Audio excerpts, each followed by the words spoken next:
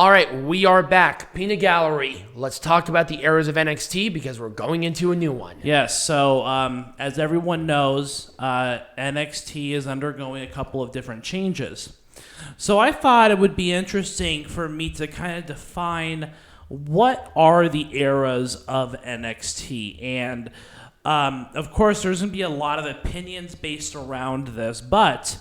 I've watched NXT for the vast majority of its run from the earliest days, and I didn't watch like the early stuff. I knew about the season format. I watched some of the early seasons. I was there. I stopped watching for a while, and then I came back into it. So I have a pretty good idea as to kind of what the eras of NXT are. And how I define this is I use a couple of different things to define what constitutes an era of NXT.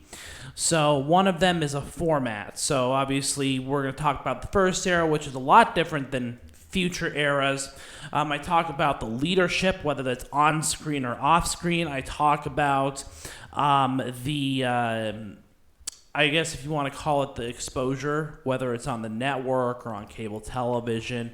And then at the very end of the day, I'm going to talk a little bit about what I feel like the next era of NXT is going to be. So let's begin with era number one. Era number one, which I affectionately call the season era, because this was the one where they had all the different seasons of NXT. Season 1 was a little bit different just because of the circumstances surrounding the actual storyline that resulted from it. But Season 1 was your actual NXT seasons that they had, with the whole part scripted, part wrestling matches, that sort of blending of reality with professional wrestling. Now, at this time, the developmental promotion was FCW. Yes, so this was different than FCW.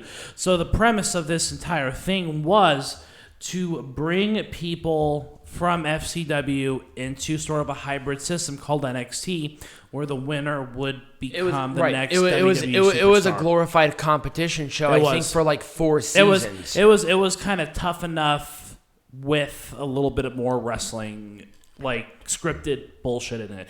Anyways, and this was also the sci-fi era as well, because a lot of these seasons happened on. Oh, that's sci-fi. right. It was on sci-fi. Mm-hmm. I think all seasons were on sci-fi. I believe that you're right. Yes, I think that all of them were on sci-fi, which at the time made sense for a show like this, because that's what sci-fi's whole premise was at the time. So they were going off the sci-fi wave, right?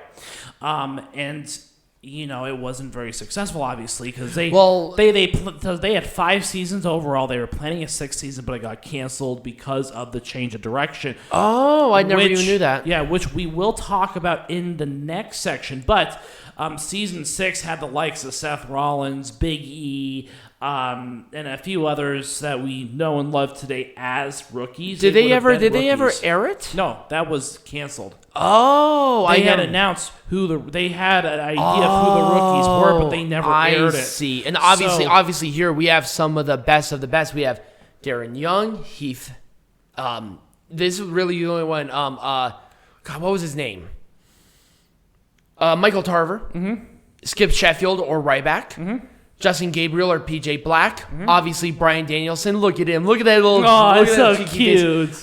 Wade Barrett, that's over at the very end, and then David Otunga, who was fairly prominent. Wasn't Husky Harris part of this as well? Not season number 1. He was season 2. Yes. Husky Harris was season 2, along with Michael McGillicuddy and all of them. We did this one because this one, I would say, was the most successful season because of the formation of the Nexus. Right, because this was the one with the follow-up afterwards.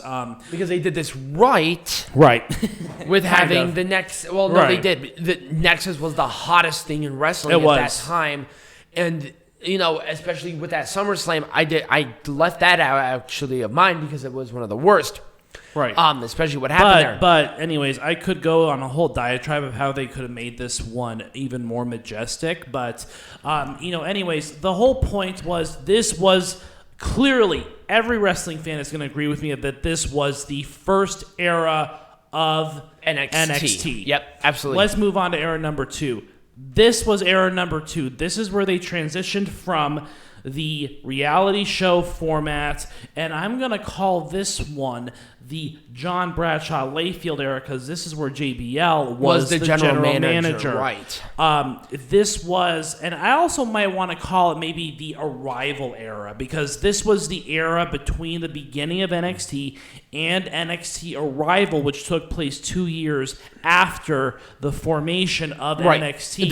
They transitioned out from FCW and made NXT its own property. Right. But many people don't realize it was 2 years between the first episode of the actual NXT and the first NXT. I didn't even know that. So there were years where all that was there was NXT product, and they weren't even on television. This was on the network. The network didn't exist.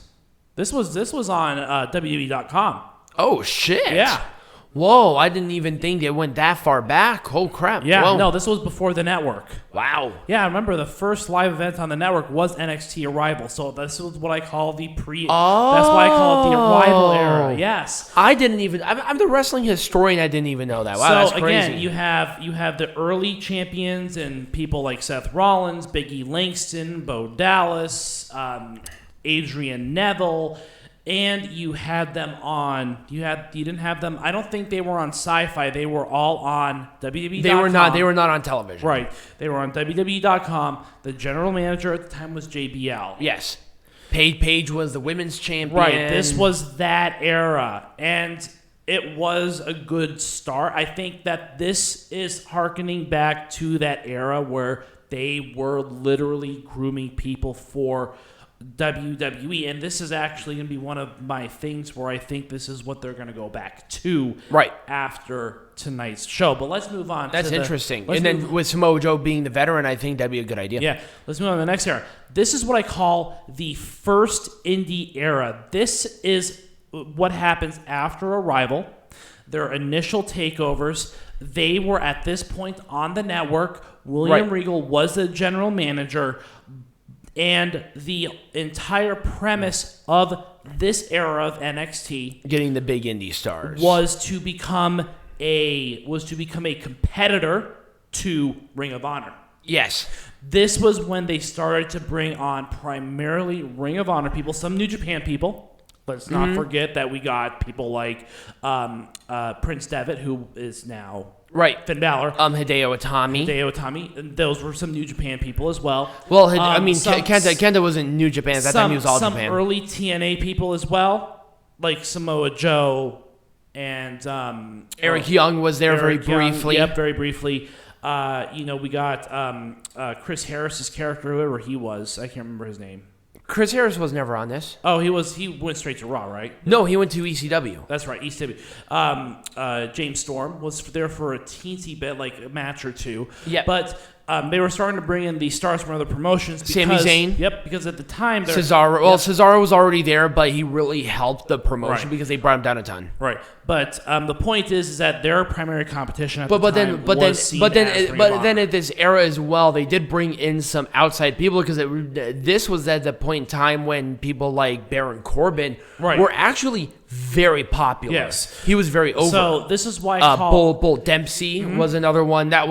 He was still indie, but he was not like uber indie like a Kevin Owens, Sami Zayn, Adrian Neville, Chris Hero. Yeah, Cassius Ohno returned at this time too. Yep. Anyways, I call this the first indie era because it's remarkably different than the second indie era, which we'll go into right now.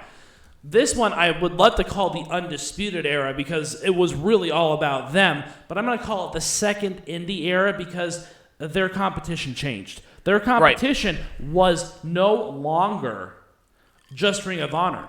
It was Ring of Honor, it was a resurgence of Impact, and more importantly, at the very end, it was AEW. This is where the death nail happened with the Undisputed era. Not the group, but the actual NXT, because this is when NXT was at its hottest. Yep. This is when they moved to USA Network. This was when they started to compete head to head on Wednesday nights. I would even say to a point, this is kind of when the transition, the Undisputed era part of this really started when they brought brought in a lot of larger indie people. Right. Like your Andrade Cien Almases, your Drew McIntyres. But again, there was a transition. These four little cats here. There was a transition between NXT the initial era and then NXT this era. There are two different NXTs, and I think one of the most important things to consider too is that this is when NXT tried itself to become a third brand. They started to do this major expansion. Now, in the initial indie era, they had the Cruiserweight Classic. They had the United Kingdom tournament. Right. But they weren't built around brands. They were built around the stars that were in the area. Exactly. They were going to start expanding into different countries. And so there was a transition. So this was that era where NXT was mainstream, more or less. It was more than just your underground, like, little corner of the interwebs that people knew and loved. This was now this was the height of the popularity of NXT. Brand, yes. You had one of the strongest women's divisions around at this time with NXT as well. This is the era that we were in until tonight. Yep. This was a transition tonight. Yes. Here's my thing. Where does NXT go from here? Honestly, I don't know. So here's my thing now. Let's have a little bit of discussion on the direction of NXT from this point on. Nick Khan said that NXT is going to change the next 2 to 3 weeks, and they are going to go back to their roots, more or less, is all indications are pointing to that. They're going to go back to building stars to go to the main roster to headline WrestleManias one day. Okay. Here's my thing. If they can do it right, I don't have a problem with it. The issue is that with NXT, there is a certain level of things that people are going to expect from you. Right. If they really wanted to do this, and I hate saying this, you have to kill NXT. Mm-hmm. Because NXT, what people are going to think of is not only the Wednesday Night Wars now, but they're going to think of those big indie stars. And when you bring in people, there's nothing wrong with your Trey Baxters or your Joe Gacy's, but they're not Adam Cole, Kyle O'Reilly, Bobby Fish, Roderick Strong's Mojo. They're not well known outside of WWE. People are going to expect that when they're going to be thinking of NXT. They got to change the name if they want to do something like this. Right. It's going to be too hard of a transition. It's easier to forward progress than it is to go backwards. Right. If WWE was going to go backwards on something, they got to change the name. They're not going to do that. They're going to continue to move on because they know what wrestling is. Right. It's a forward motion-based company industry. Right. You never go backwards. So this is going to be a problem if they continue with the NXT name. I'm sorry, go ahead. Yeah. So, anyways, I mean, I think that's one reason. The other reasoning I have too is who are kind of going to be the stars of that future. Obviously, your world champion going into this whole thing is now Samoa Joe. I would say we have a very strong number one contender in somebody like Kyle O'Reilly. Mm-hmm. But who's next? I mean, are you thinking about bringing back Johnny Gargano to maybe go for the NXT? Tommaso Ciampa. I mean, who in NXT today? I think they have is a part of the system that has been built. It seems like they have built their system around too many stars from other promotions. Who in that system, the WWE system, do you see as that future?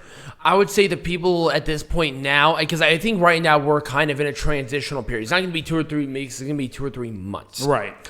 I would say Odyssey Jones is probably going to be a big-time player just because he has a great charisma, very good in the ring. I would say the same thing with Carmelo Hayes. All members of Top Flight. All members of Legado del Fantasma, even, despite them being from other promotions, I think they've made their own identities differently. Pete Dunne, Rich Holland, you have You have, your Johnny Garganos, your Tommaso Ciampas, Timothy Thatcher. Mm-hmm. There are a lot of people that are going to be a part of this, which is fine. But they're a part of. But I'm talking part of the WWE system. Yeah, but once again, we're still going to have that transitional period where we're going to see a lot of these indie-rific guys up until they have the opportunity to build more people. You're not get released. Well, I mean, right. That's one of two paths. Well, you're not going to build an Odyssey Jones in 2 weeks. It's going to take a whole new roster of guys. Right. Rome was not built in a day. Right. You have to have some time. All right. And with Nick Khan, he's saying that the direction of NXT was going to be taken differently. They're not going to change everything in 2 to 3 weeks. It's going to take at least 6 to 7 months. Okay. For that full transition to happen. Here's an interesting thought question for you. Who do you think is going to be called up in the very near future? Now, we're not talking about Karrion Kross. We all pretty much know Karrion Kross is going to show up tomorrow night, Monday. Do you see Johnny Gargano moving up to the main roster? Do you see Tommaso Ciampa moving up to the main roster? Timothy Thatcher moving up to the main roster? Who do you see moving up to the main roster at this point in time? I think right now they're going to hold off on moving people. You think so? I think so. Maybe move 1 or 2 at a time and kind of see how it goes. Once again, part of that transition is that you have to have those established stars down below to build up those people. What about any new releases? Do you see any new releases on the horizon? Not that I can think of right now, but you never know. I mean, they did a 10-person thing out of fucking Nowheresville that I didn't even think of. At this point, I can't even predict a spring cleaning for WWE because they spring clean every month. Right. So I don't know. Right now, I think what they're going to try to do, I think what they're doing is they got rid of some of the people who may or may not be adequately... May not have a future. Right. Either adequately prepared for the NXT that they want to go to, right. Or they're making room for more signings. Right. I know we're jumping ahead, but we had the SummerSlam with those 2 Olympic gold medalist stars, and I know they've been talking to WWE. Oh, yeah.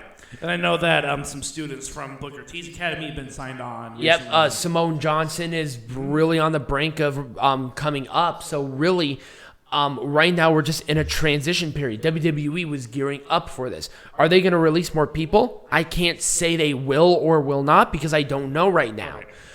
With NXT, I'm curious about the future. I'm optimistic because I feel like NXT is still one of their strongest promotions. It's their strongest brand, yeah. Right. Despite them going this different direction, I think there's a lot of great talent there. Oh, yeah. And I think the new direction, because they're not going to compete with AEW. You're not going to. And I think that's what they know. Right. So as long as you have some established guys like your Garganos and Joes, and then continue to bring up people like your Baxters, your Joe Gacy's, and your Odyssey Jones, you're going to be fine. Yeah. It's just going to take more than 2 to 3 weeks. Their ideal and mindset and the writing of everything is now going to happen because now with TakeOver done, it's a reset. Right. So that's what they're saying. Right. And remember, they do tapings way ahead of time. So they're going to be doing 2 or 3 tapings of shit to get it done, and then they'll continue on. Anyways, when we come back, we are going to do a wrestling lesson. Hold on. Before we go into it, what were your thoughts about it? I think I've echoed my sentiments pretty clearly as to what's happening. So, I just think it's time to move on to the next one. Okay, awesome. So when we come back, because Peanut Gallery talked about NXT, let me talk about some of the greatest moments in SummerSlam history.